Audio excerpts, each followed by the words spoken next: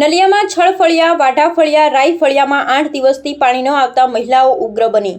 નલિયા ગ્રામ પંચાયતમાં સરપંચ રામજી કોળી પાસે ફરિયાદ કરી નલિયામાં પાણી વિતરણની સમસ્યા કાયમ માટે ચાલુ જ રહે છે।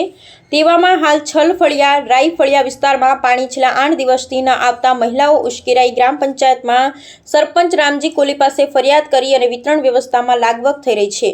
જે અંગે આક્ષેપો કરવામાં આવ્યા અને જણાવ્યું, અગાઉ પાણી 2 થી 3 દિવસ રેગ્યુલર આવતું, હાલ 2-3 દિવસથી પાણી રેગ્યુલર આવતું નથી। જો વ્યવસ્થા ન સંભળાય તો રાજીનામું આપી દેવું જોઈએ તેવું મહિલાઓએ જણાવ્યું હતું। આ અંગે સરપંચ રામજી કોલીએ આજે સાંજ સુધીમાં તેમના વિસ્તારમાં પાણી આવી જશે તેવી ખાતરી આપી હતી।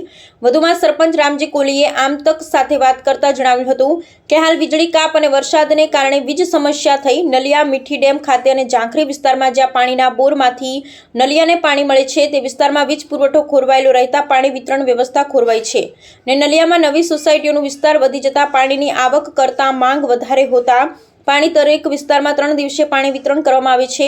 હવે વીજ પુરવઠો સ્થાપિત થતા મુશ્કેલી નિવારી શકાશે ને વધુ આ વિસ્તારમાં પાણી વેરો પણ ઘણા લોકોનો બાકી છે જે ભરવા અંગે પણ જણાવ્યું હતું। Bureau report Rameshbhai Bhanushali.